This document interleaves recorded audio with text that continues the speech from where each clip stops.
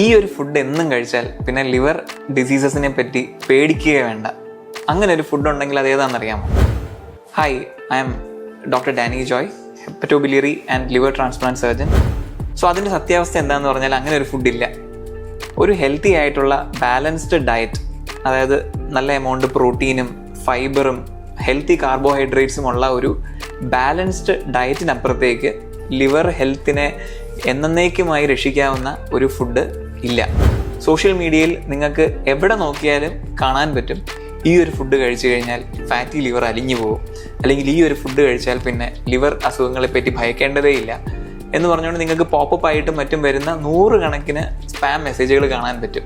ഇന്നത്തെ കാലത്ത് ഒരു റെക്കോർഡിംഗ് ഡിവൈസും ഫോൺ ക്യാമറയും ഉണ്ടെങ്കിൽ ആർക്ക് വേണമെങ്കിലും ഒരു ഹെൽത്ത് എക്സ്പേർട്ട് ആകാവുന്ന ഒരു സമൂഹത്തിലാണ് നമ്മൾ ജീവിക്കുന്നത്. അപ്പോൾ ഇത് കേട്ട് വഴിതെറ്റി, ഇത് കേട്ട് അതും ഇതും കഴിച്ച് ഹെൽത്തിനെ അഫക്റ്റ് ചെയ്യുന്ന രീതിയിൽ ഒരുപാടധികം രോഗികളെ നമ്മളിന്ന് നമ്മുടെ OPDകളിൽ കാണാറുണ്ട്.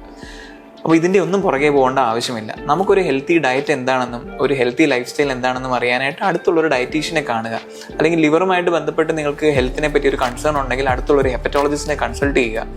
ഇതിനപ്പുറത്തേക്ക് ഏതെങ്കിലും ഒരു ഒറ്റമൂലിയുണ്ട് എന്നും പറഞ്ഞ് അതിൻ്റെ പുറകെ പോകുന്നവർ പൊതുവെ ഒടുവിൽ വലിയ ഹെൽത്ത് റിസ്കിലാണ് എത്തിപ്പെടുക.